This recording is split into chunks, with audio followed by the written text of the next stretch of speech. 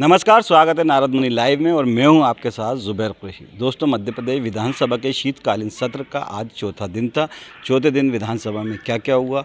नल जल योजना को लेकर विपक्ष ने हंगामा किया। इसके अलावा कई बिल सहमति से पास किए, जिनमें खासतौर से बिल नेता प्रतिपक्ष, विधानसभा अध्यक्ष और सरकार के जो मंत्री हैं, जो विधायक हैं, उनके इनकम टैक्स को लेकर के अब से जो बिल जो पास हुआ उसमें मंत्री, विधायक, नेता प्रतिपक्ष, उपनेता, अध्यक्ष सब लोग अपने इनकम टैक्स खुद भरेंगे। अब इनका सरकार वहन नहीं करेगी। इसके अलावा मध्य प्रदेश विधानसभा में आज क्या क्या हुआ और माननीयों ने क्या बोला, चलिए सुनते हैं। वन नेशन वन इलेक्शन को लेकर आपकी क्या? देखिए, सरकार वन नेशन वन इलेक्शन का जो कंसेप्ट लेके आ रही है, पहले तो सभी दलों के साथ मिलकर इसकी गहराइयों को, इसके फ़ायदे को और इसके नुकसान को समझना चाहिए, क्योंकि कई राज्यों के कार्यकाल है, कई विधानसभाओं के कार्यकाल है जो 1 साल 2 साल पहले ही ख़त्म हो रहे हैं। उनका क्या होगा 2 साल तक, वहाँ तक जब 2028-29 का जो आ रहा है, उन राज्यों का क्या होगा। दूसरी महत्वपूर्ण बात है कि वन नेशन वन इलेक्शन अगर होता है तो निश्चित ही जो खर्च की बात आ रही है कि जो हज़ारों करोड़ रुपए का सरकार और केंद्र सरकार को, निर्वाचन आयोग को जो नुकसान हो रहा है, तो उसमें हम मानते हैं कि उसमें कहीं न कहीं फ़ायदा होगा। लेकिन सिर्फ इलेक्शन ही क्यों, वन नेशन वन इलेक्शन। अभी हाल ही में जो परीक्षाओं में भर्ती घोटाला हो रहा है, एक नॉर्मलाइजेशन के माध्यम से एक ही परीक्षा को 10 दिन ले रही सरकार, उसमें 100 में से 101 तक नंबर आ रहे हैं। तो जब सरकार वन नेशन वन इलेक्शन की बात कर रही तो परीक्षाओं को भी एक दिन क्यों नहीं तय कर रही? क्यों ऑनलाइन के माध्यम से, जब सरकार के पास पर्याप्त डाटा नहीं है, सरकार के पास इंटरनेट की सुविधा नहीं है, कंप्यूटर सेंटर नहीं है, तो सरकार अलग अलग एक ही परीक्षा को, एक ही सब्जेक्ट को 10 जगह 10 बार क्यों ले रही है और नॉर्मलाइजेशन जैसी पद्धति से छात्र छात्राओं का नुकसान क्यों कर रही है? तो सरकार को पहले छात्र छात्राओं की, बेरोजगारों की, युवाओं की समस्याओं को देखना चाहिए। उसके बाद सर्वदल गठित करके अगर सहमति बनती है तो उसके बाद सरकार को निर्णय करना चाहिए। देखिए, जिस प्रकार से भारतीय जनता पार्टी की सरकार, मोहन यादव की सरकार, कांग्रेस और बीजेपी के विधायकों में भेदभाव कर रहे हैं, मैं समझता हूं कि जनप्रतिनिधि है। और क्या हमारी विधानसभाओं में क्या आम जनता नहीं रहती है? क्या जो बीजेपी को वोट देती है उनका भी अधिकार नहीं है? भारतीय जनता पार्टी की सरकार नहीं चाहती कि कांग्रेस के क्षेत्र में विकास हो, कांग्रेस विधायकों के। हम चाहते हैं कि तालाब बने, सड़क बने, डीपी हो, खरंजा हो, सीमेंट कंक्रीट हो, अस्पताल हो, स्कूल हो। उसके लिए सरकार पैसा नहीं दे रही है। तो सभी विधायकों की मंशा थी, माननीय कांग्रेस दल के सभी सदस्यों की, कि सरकार जब तक हमारे क्षेत्र में विकास नहीं कराती है, हम जो हमको वेतन मिलता है वो वेतन हम सरकार को वापस दे रहे हैं। लिखित में हमने पत्र दिया है कि आप हमें बगैर अवैतनिक रूप से, बगैर तनख्वाह के हम आम जनता के लिए काम करेंगे, लेकिन क्षेत्र में विकास चाहिए, विकास हमारी प्राथमिकता है। कई बीजेपी के क्षेत्रों में कई 100 करोड़ का काम हो रहे हैं, हमारे यहाँ 2 करोड़, 5 करोड़, 10 करोड़, 50 करोड़ का काम नहीं करा पा रही सरकार। तो ये एक भेदभाव है। मैं समझता हूँ कि सरकार को इस पे सबको, जनप्रतिनिधि को एक नजर से देख के समानता के साथ निर्णय करना चाहिए। मुख्यमंत्री जी को हमने प्रस्ताव भी दिए थे, जैसा उनसे चर्चा हुई थी कि भाई उन्होंने कहा था 5-5 करोड़ के विकास के कार्य हम सबको दे रहे हैं। ना बीजेपी के कई विधायकों को नहीं मिल पाए, मुझे जानकारी मिली है कि वो भी नाराज है। अब वो बेचारे बोल नहीं पाते, लेकिन अधिकार है, जनता का क्षेत्र में विकास होना चाहिए। विकास नहीं होगा तो जनता परेशान है। तो इसमें ना कांग्रेस बीजेपी की बात नहीं आना चाहिए, क्षेत्र के विकास की बात। इसीलिए हमने, मुख्यमंत्री जी ने अभी तक संज्ञान नहीं लिया, तो हमने जब जाके निर्णय लिया कि अवैतनिक रूप से जनता के हित में सब विधायक काम करेंगे। मैं समझता हूं कि भारतीय जनता पार्टी की सरकार है, कहने को डबल इंजन की है, लेकिन दिल्ली से चल रही है, रिमोट से।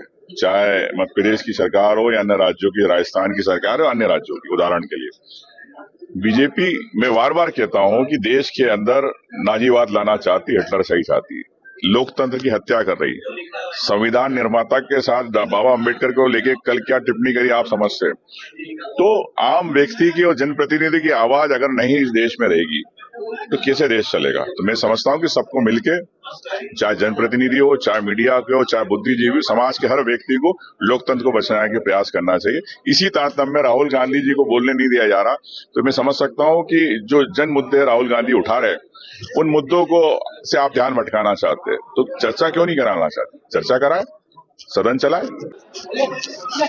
2.5 साल बाद पंचायत के चुनाव है।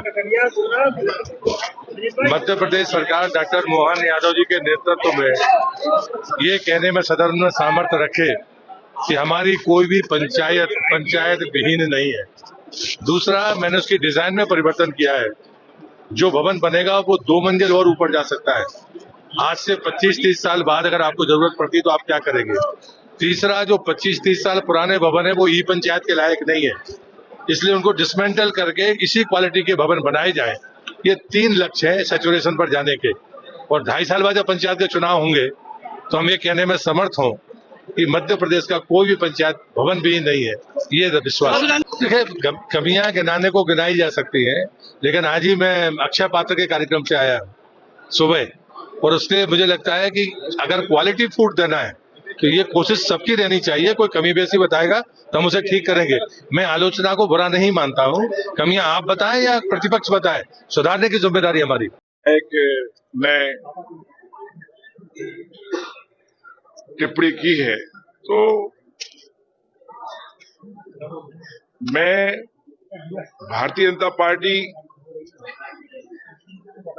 की 3 कठिन सीमाएं पार कर चुका हूं। भारतीय जनता पार्टी में मैं पहला विधायक का चुनाव लड़ा, जीता 41,000 से। दूसरा विधायक का चुनाव लड़ा, भारतीय जनता पार्टी में जीता। तीसरा चुनाव लोकसभा का हुआ भारतीय जनता पार्टी का, मेरी विधानसभा में मध्य प्रदेश में 86,000 वोटों से भारतीय जनता पार्टी जीती। तो मैं भारतीय जनता पार्टी का सक्रिय कार्यकर्ता हूं। दूसरी बात, जब मैं भाजपा में आया था तो राष्ट्रीय नेतृत्व ने, आदरणीय राष्ट्रीय अध्यक्ष नड्डा जी के नेतृत्व में मैं भारतीय जनता पार्टी मैंने ज्वाइन की थी।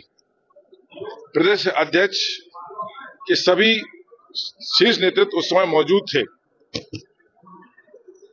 जब राष्ट्रीय अध्यक्ष, राष्ट्रीय नेतृत्व के ज्वाइनिंग पर मैं भाजपा में ज्वाइन हुआ, उसी समय से मैं लगातार मेहनत कर रहा हूं, काम कर रहा हूं, पार्टी को मजबूत कर रहा हूं। लेकिन सागर के एक विधायक जब भारतीय जनता पार्टी के प्रदेश अध्यक्ष पर टिप्पणी कर सकते हैं, भारतीय जनता पार्टी बहुत ही अनुशासित पार्टी है। यहाँ प्रदेश अध्यक्ष के ऊपर टिप्पणी करना बहुत बड़ी बात है।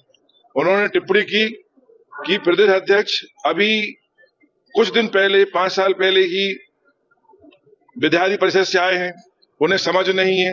अरे विद्यार्थी परिषद से तो आदरणीय अमित शाह जी भी आए हैं, विद्यार्थी परिषद से आदरणीय नड्डा जी भी आए हैं, जहां तक मैंने सुना है विद्यार्थी परिषद से आदरणीय राजनाथ सिंह भी आए हैं। तो आप विद्यार्थी परिषद से आए हुए व्यक्ति के लिए कोई महत्व नहीं दे रहे हो। मतलब कहने का मतलब ये कि आप पार्टी से ऊपर हो गए हो। ऐसे व्यक्ति के खिलाफ तो पार्टी देख रही है, शीर्ष नेतृत्व देख रहा है। मुझे ज्यादा टिप्पणी करने की आवश्यकता नहीं। भाई हम लोग भी ऐसे सैलरी मिलती है तो खर्च ही करते हैं, लेकिन ये कहना कि भाई कहीं ना कहीं उनके अंदर इस प्रकार से सरकार उनको 3 करोड़ रुपए देती है प्रतिवर्ष। 3 करोड़ रुपए उनको विकास कार्यों के खर्च करने के लिए मिलते हैं, मुझे भी मिलते हैं। मुझे लगता है कि इस प्रकार के सिगूफे छोड़ने से सिर्फ एक ओछी राजनीति वाला पिक्चराइजेशन के चर्चा में बने रहना। बाकी हम लोग पूरी निष्पक्षता से अपना पैसा 2,25,000 विकास कार्यों के लिए मिलता है, 2,25,75,00,000 गरीबों की सेवा के लिए मिलता है। उसमें अगर आप ये अपनी सैलरी में जोड़ दोगे तो आप अपने खर्चा कहाँ से करोगे? आप जाओगे कहाँ से पब्लिक के बीच में? सरकार सबसे प्रस्ताव मंगा रही है, मुझसे भी प्रस्ताव मंगाए। उनमें से जो उचित होते हैं वो स्वीकृत करती है। विकास कार्य लगातार हो रहे हैं, मेरी विधानसभा में भी हो रहे हैं और हम लोग लगातार कर रहे हैं। सरकार ने पैसे सबको बराबर दिए। मुझे लगता है कि जैसे मान लो, चलो उमंग सिंघार जी ने कह दिया, एक ये लोकतंत्र है, लोकतंत्र में ऐसा भी विधायक है जो पानी का वो चाट का ठेला चलाता है, वो भी विधायक है। वो यदि अपनी सैलरी खर्च कर देगा तो वो क्षेत्र में कैसे जाएगा? तो ये जो नीतिगत बात जो है वो करना चाहिए कि विकास के कार्यों के लिए हमारी मिनिस्ट्री है पूरी, आप पत्राचार कीजिए, आप मांग रखिए, बजट में आएगा, आपके यहाँ काम होंगे। सुशासन का आदर्श अगर बनाने वाला कोई देश है तो हमारा देश आदरणीय प्रधानमंत्री नरेंद्र मोदी जी के साथ चल रहा है और व्यवस्थित रूप से हमारा देश भी और मध्य प्रदेश भी प्रशासन को लेकर आगे बढ़ रहे हैं। अब आप बताइए, छोटी छोटी चीज़ों में कांग्रेस के विधायक बात करेंगे, अटकेंगे, बड़े कामों की बात नहीं करते हैं, बड़े काम जो हो चुके हैं उनको अप्रिशिएट नहीं करते हैं। तो मुझे लगता है कि उनको अपनी सैलरी और विधायक निधि इसी सब में मुझे लगता है रह जाएगा पूरा 5 साल। जनता की सेवा असली में तभी हो पाएगी जब नेता प्रतिपक्ष इसका आदर्श स्थापित करेंगे। और अगर नेता प्रतिपक्ष ऐसा कर रहे हैं कि अपनी सैलरी से विकास कार्य उन्हें करना है, हम सब उनके साथ में हैं, वो इस कदम को आगे बढ़ाएं और ये प्रदेश हित में विकास के लिए बहुत अच्छी बात है। तो दोस्तों देखा आपने और सुना आपने कि आज मध्य प्रदेश विधानसभा में चौथे दिन शीतकालीन सत्र के क्या क्या हुआ। माननीयों ने, चाहे सत्ता पक्ष के हों चाहे विपक्ष के हों, उन्होंने क्या कहा। सदन की कार्रवाई कल फिर जारी रहेगी। कल आखिरी दिन है विधानसभा का। कल देखते हैं अब क्या होगा। अगर आपको ये वीडियो पसंद आया तो इसे लाइक करें, शेयर करें और चैनल को सब्सक्राइब करना ना भूलें। नमस्कार, जय हिंद।